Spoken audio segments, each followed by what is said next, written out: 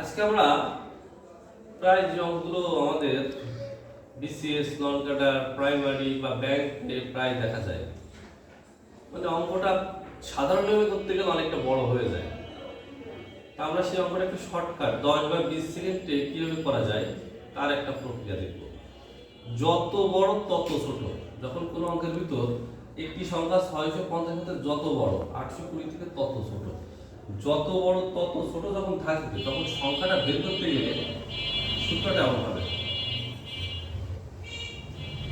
সংখ্যাটি equal to সংখ্যা দুটির যোগফল, সংখ্যা দুটির যোগফল বাই 2। তার মানে 650 যোগ 820 বাই 2। যদি ভাগ করা হয় তাহলে 735 হয়। খুব সহজে কিন্তু অঙ্কটা করা যাবে, কিন্তু যখন তুমি এই একটি সংখ্যা x এরকম ধরে করতে যাবে তখন কিন্তু অনেকটা বড় হয়ে যাবে অঙ্কটা এবং একটু সময় লাগবে। কিন্তু এটা যদি করো তাহলে কিন্তু 10 সেকেন্ডে মুখে মুখেই কিন্তু করে ফেলা যাবে।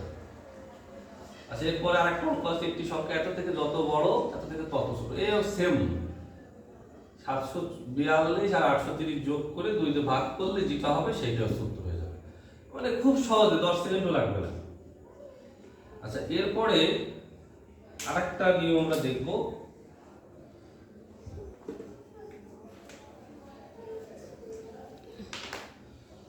এটা হচ্ছে যত তত। আগেরটাই তো ছিল আছে যত বড় তত ছোট, এটা কিন্তু যত তত থাকবে। যেমন একটা অঙ্ক যদি আমরা লিখি,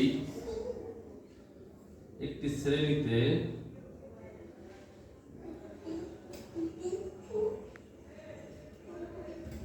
যত ছাত্র আছে প্রত্যেকে তত টাকা দিলে, প্রত্যেকে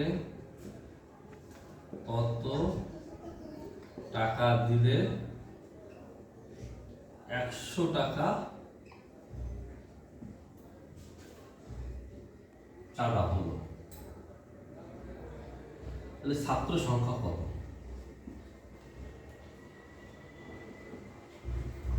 এটা কিন্তু যদি ধরে করা হয় ছাত্র সংখ্যা x, যত টাকা দিল সেটা x স্কয়ার ইকুয়াল টু 100, এইভাবে করতে গেলে কিন্তু একটু সময় সাপেক্ষ ব্যাপার। কিন্তু আমরা যে সূত্রটা মনে রাখি, ছাত্র সংখ্যা ইকুয়াল টু রুট ওভার চাঁদার পরিমাণ।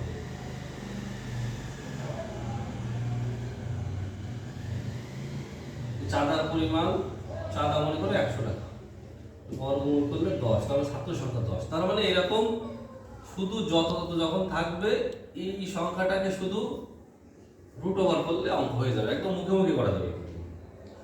আচ্ছা, আরেকটা অঙ্ক যদি আমরা দেখি, একই রকম একটি শ্রেণীতে যত ছাত্র আছে এমন যদি আসে, একটি শ্রেণীতে যত ছাত্র আছে প্রত্যেকে তত 10 টাকা করে। শুধু তত টাকা না দিয়ে এখানে একটু পার্থক্য যদি থাকে, প্রত্যেকে তত 10 টাকা, তাহলে এই জায়গা নতুন যদি কোনো মান আসে, 10 টাকা দিলে 250 টাকা চাঁদা হলো। তাহলে ছাত্র সংখ্যা কত? এরকম একটা অঙ্ক চলে আসে, শুধু এই জায়গায় পার্থক্য, যত তত ঠিকই থাকবে কিন্তু তত 10 টাকা যদি এরকম চলে আসে, তখন ছাত্র সংখ্যা বের করার জন্য রুট ওভার চাঁদার পরিমাণ তত 10, তত যে 10 টাকাটা থাকবে সেই তত 10 টাকাটা কিন্তু নিয়ে আসতে হবে। 10 টাকা থাকুক 20 টাকা থাকুক সেটা নিয়ে আসতে হবে। তাহলে এটা 250 আছে, তত 10 মানে 10 টাকা আছে, ভাগ করলে 25, তাহলে 5, তাহলে ছাত্র সংখ্যা আছে 5 জন। তাহলে এভাবে যত তত যত বড় তত ছোট থাকলে এগুলো যোগ করে 2 দিয়ে ভাগ দিলে বেড়ে যাবে। 820 যোগ 650/2, কিন্তু এইটা হচ্ছে যত ততটুকু থাকে, বড় ছোট যদি না থাকে তাহলে দুটো আবার চাঁদার পরিমাণ, আর যদি চাঁদার পরিমাণ 10 টাকা দেওয়া থাকে ওই চাঁদার পরিমাণে 10 দিয়ে ভাগ করার পরে যেটা হবে সেটারও বর্গমূল করলে ছাত্র সংখ্যা আসবে, এভাবে এই অঙ্কগুলো করা যাবে খুব সহজে। ধন্যবাদ সবাইকে।